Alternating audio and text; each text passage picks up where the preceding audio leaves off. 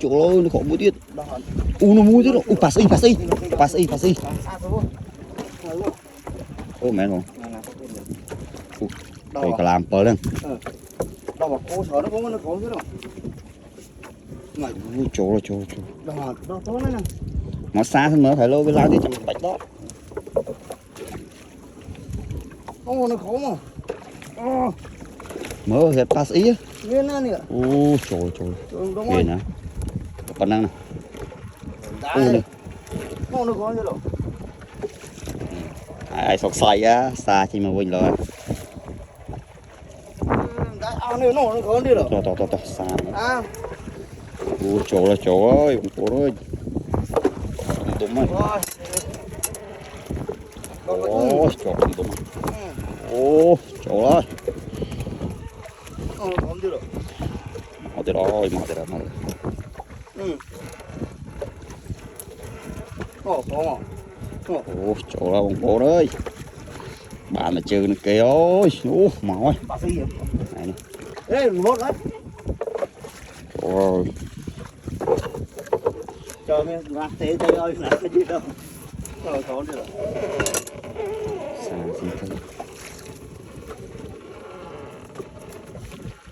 Nó như nào. Mỏi. Không đúng rồi. Mỏi. Không mà. Ô. Ê, không xách. Đỏ lên to này. To này. Khó luôn ạ. Này. Không mà khó. Khó mà. Đúng không?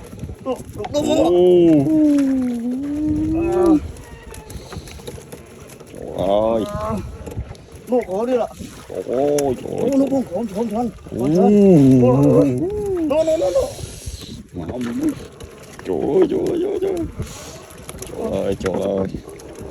Trời ơi, đọt to đây con ơi. Chỗ trường spin. Khó chưa đâu. Mau tới rồi. Nhỏ mua ngồi. Khó chưa đâu. Khó mà khó. Khơi. Đúng rồi.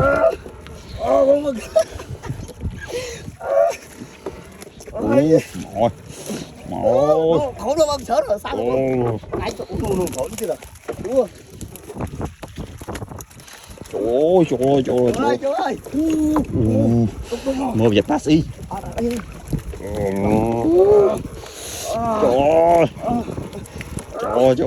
ơi. Mà chơi bên kia đây. Sáng lắm. Chọt đâm được ngon như ngay. Ngày này mày cũng sang muốn như mày. Thấy không? Vẫn sang. Mày vẫn sang muốn như mày. Thấy khổ chưa nào. Chờ nè.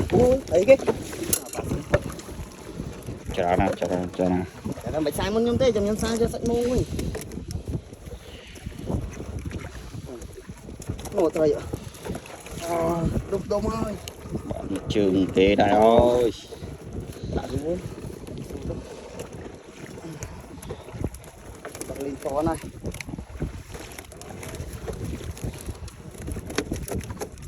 Thích thay qua mà cái nằm này. Có gì? Cho vậy mình bốt chứ nhỉ? Bột trên nhỉ.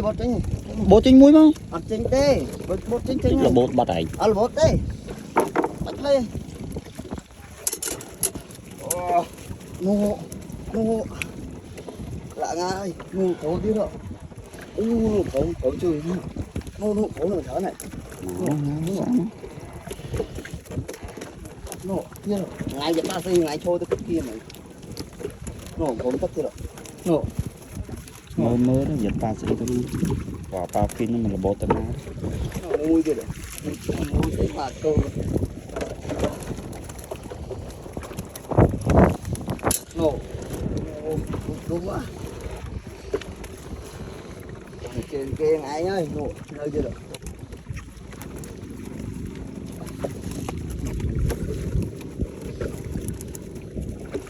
rồi ngày ra thấy không được ôi chỉ cái ao lao thôi xa tí nhá vải xa anh thôi video rồi anh xa mày cả mơ rồi trong quấy nè chia sẻ không nè mơ ơi đã nâng tụ sập ông nên nhạc đã nâng có mơ xa mong của cho của lại ôi vừa ngày đồ vậy chứ tao bán thấy đây chơi kia rồi để ba mà cái khăn khéo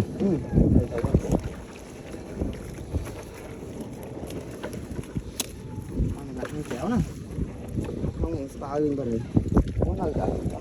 mai còn được ha bọt ông nhà cả lá mà tắt phi nó mình tự mà khăn khéo nó thẻ nơi tiết đâu đúng rồi em ta khăn khéo nè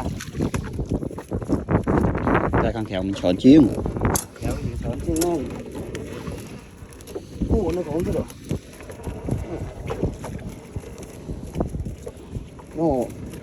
nó là lái vào đảo nó nơi gì đâu nó sao mò lỗ đừng có nó khổ ô trời ơi ôi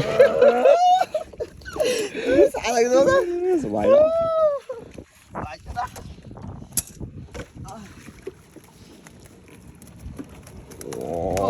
chứ được không là bột gì vậy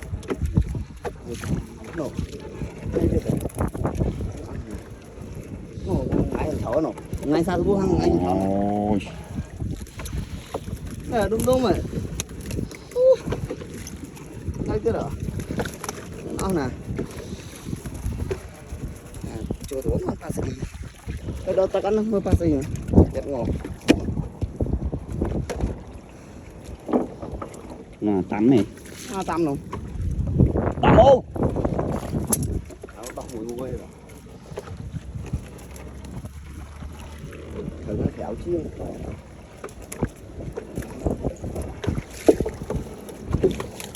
đau đúng ná nổ hay rồi đúng ná này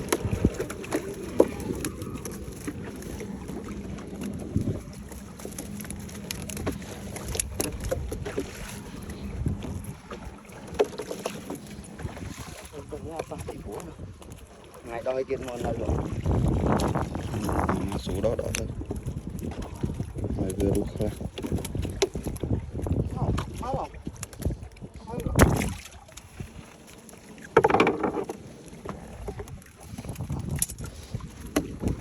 mà cô ngay đọc gì vậy mà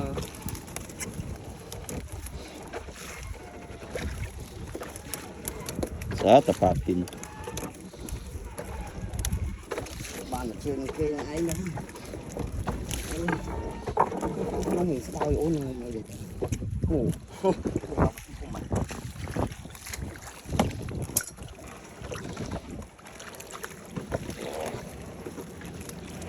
cái đà con thích khỏi rồi đó ăn còn tôi cho cả làm pơ mũi chọc đùng đùng mà làm tập phi tập tê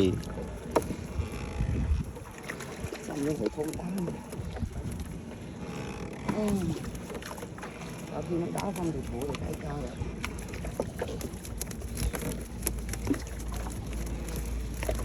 chậm ông tray xong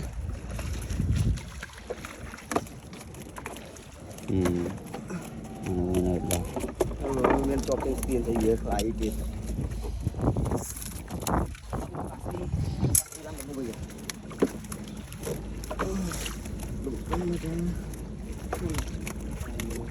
nó đúng rồi màu ngay chứ đó không phải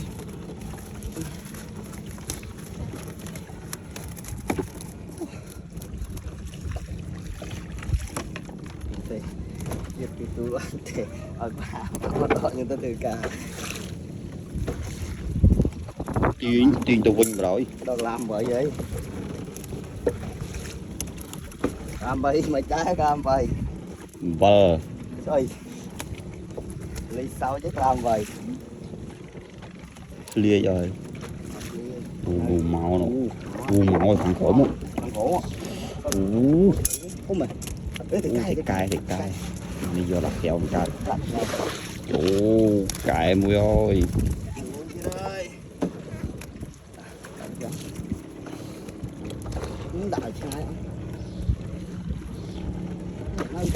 làm vậy đi chỗ không làm vậy làm vậy ha ô nu nu đấy pasi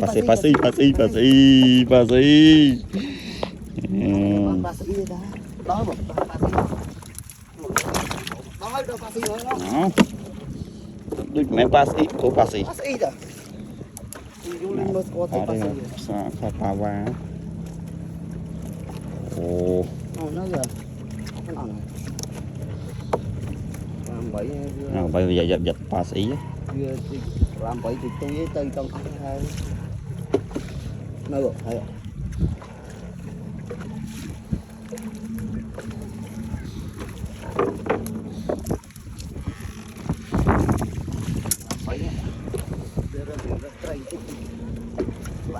không thì sẽ như tôi còn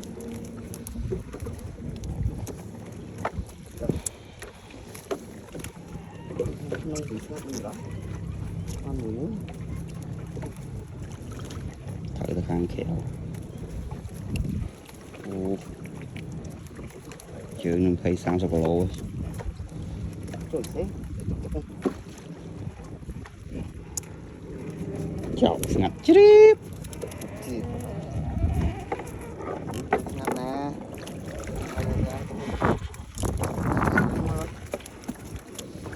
hà ta chọc top đi đầu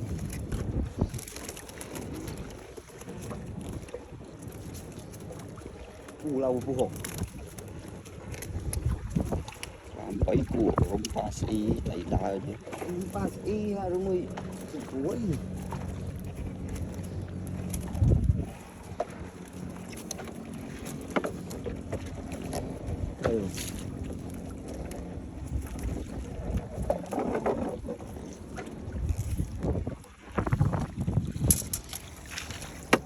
thử được hàng khéo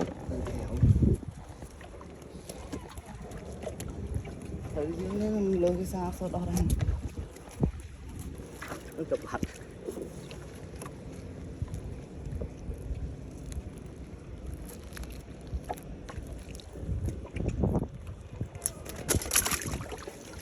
rồi mà quýnh nó sao đó sao làm mà sao đi làm vậy nó bị thấy phải thông đi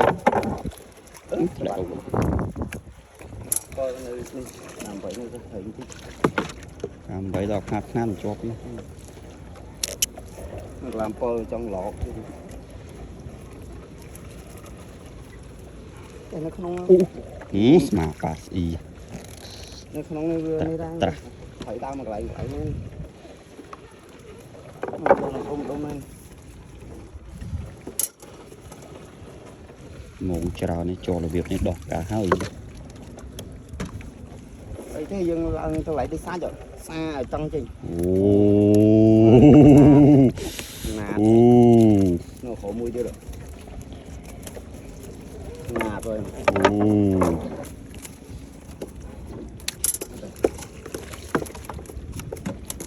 tôi làm lại đi sạch đọt rồi xa môn sạch môn trên chân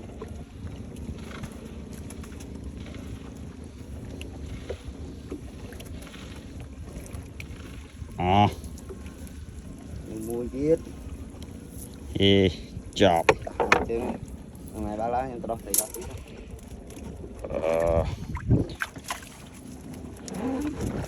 chỗ xài sọc lỗ